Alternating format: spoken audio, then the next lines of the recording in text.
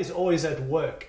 And I want to just say there are some things He's done in this time and season that are essential for us as the church to function in the future that He has for us. And so not everything's bad and not everything's to get rid of, but there are some things that need to change, obviously must change. I put a list together of what must change and what must not change. And certainly it's not an exhaustive list, and I'm certainly kind of not the person who hears God for the world, but I do believe that the things He's made very clear, and we need to do. I want to challenge you as leaders to write this list of what must not change, what cannot change, and preach around those things as we come into this new season. But also there are some things that need to change, and I'll put a list together, again, not an exhaustive list, of what needs to change in this time, in this season. Now, I don't know about you, but as a leader in the local church, or as a leader of the church, in the church, I really sense the heart of God for us to catch this heart of jealousy for God's bride again.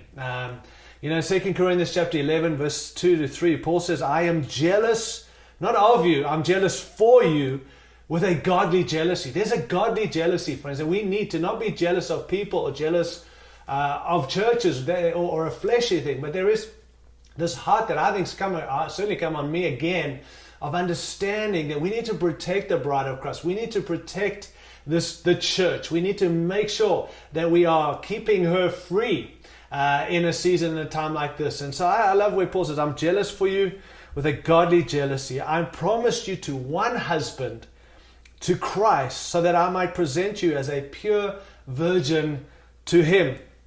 In verse 3, troubling what he says, but I am afraid that just as Eve was deceived by the serpent's cunning, your minds may somehow be led astray from your sincere and pure devotion to Christ. And so, while that is Paul's heart, and I believe God gave him that heart, I think there's something of that heart that God's revealing again to me, certainly, hopefully to us. And we want to protect the bride. We want to make sure she's pure and she's sincere, and pure devotion is to Christ, not to ministries, to people, to other teachings. We've got to make sure there's this godly jealousy. And I think that's something of what God is doing.